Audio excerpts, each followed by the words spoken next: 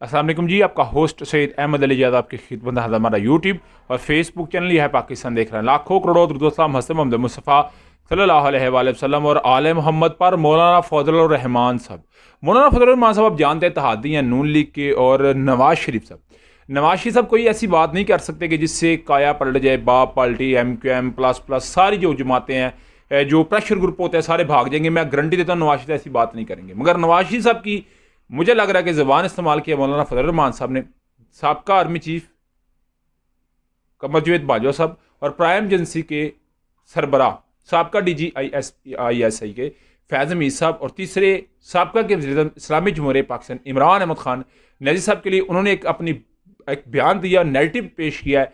इस बयान के बाद मेरा ख्याल सिचुएशन किस कदर ख़राब होगी या क्या स्टेप लिया जाएगा, मेरा ख्याल बनता है और बनना भी चाहिए। उधर जी अगर मैं आपको सबसे पहले बताऊं तो गौहर अयूब साहब, जनरल अयूब फील्ड मार्शल के बेटे, और उमर अयूब जो कि जनरल सेक्रेटरी हैं इस वक्त पाकिस्तान तहरीक इंसाफ के, उनके वाला साहब हैं गौहर अयूब साहब। अपने हाल के हकीकी से जाम मिले। अल्लाह ताला उनकी कामल मगफरत फरमाए। नबी सरकार दो आलम सल्लल्लाहु अलैहि वसल्लम की शिफात से बारामंद फरमाए। घर वालों को सब्र जमील पर अजर अजीम अता फरमाए, आमिन। तो उमर अयूब साहब डेफिनेटली रूपोश हैं, उनके बयान तो आते रहते हैं, मगर हैं वो पाकिस्तान में रूपोश है। बड़ा सवाल ये होगा कि जैसे मैं आपके साथ वीलॉग कर रहा हूं, अभी तक कोई अपडेट नहीं है। अगर उमर अयूब साहब आते हैं तो फिर जनरल सेक्रेटरी फील्ड तो सेट होएगी, तो जनरल सेक्रेटरी क्या को अपना रेजिग्नेशन दे देंगे या को प्रेस कॉन्फ्रेंस कर लेंगे या क्या मामला बनेगा, एक बहुत बड़ा सवाल है, बहुत बड़ा सवाल है जो डेफिनेटली इधर रेस मैंने किया है। तो क्या बनेगा डेफिनेटली आपके साथ डिस्कस करूंगा। उधर जी आप जानते हैं कि फवाद चौधरी की अगर बात कर ली जाए, मुसर्रत जमशेद चीमा की बात कर ली जाए, और उसके अलावा खतीजा शाह की बात कर ली जाए, इस वक्त ना तहरीक इंसाफ को टफ टाइम देने की पूरी प्लानिंग है। अगर फवाद चौधरी की बात की जाए, उमर अयूब से मैं थोड़ा सा इसको लिंक कर रहा हूँ।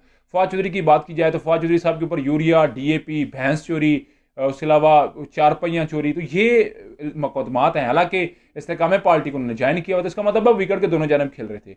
वो शहबाज शरीफ प्लस बनना जा रहे थे, मगर शहबाज शरीफ प्लस बनना मेरा ख्याल है अभी सूट नहीं कर रहा फवाद चौधरी साहब को।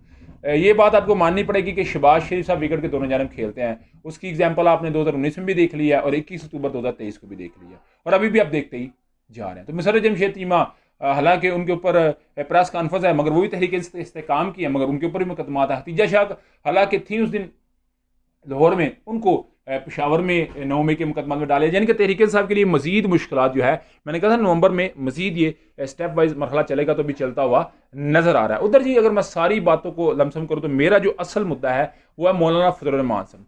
मौलाना फजल रहमान साहब ने कहा है कि जनरल बाजवा, जनरल फैज़ और इमरान खान, कहते हैं सिर्फ इमरान खान को मुल्ज़िम ना ठहराएं, दो और भी हैं, दो और भी करदार हैं, यानी कि जनरल बाजवा और जनरल फैज़। उन्होंने कहा इन तीनों ने कश्मीरियों को बेचने का और कादियानियों को मुसलमान करने के लिए, आप जानते हैं अमेरिका का दौरा हुआ था इमरान अहमद खान साहब का ट्रंप साहब के दौरे में, तो कहते हैं इन तीनों ने मुलाकात की किन के साथ, उस वक्त के जो सदर थे अमेरिका के ट्रंप, और उनके साथ ये गुफ्तगू की।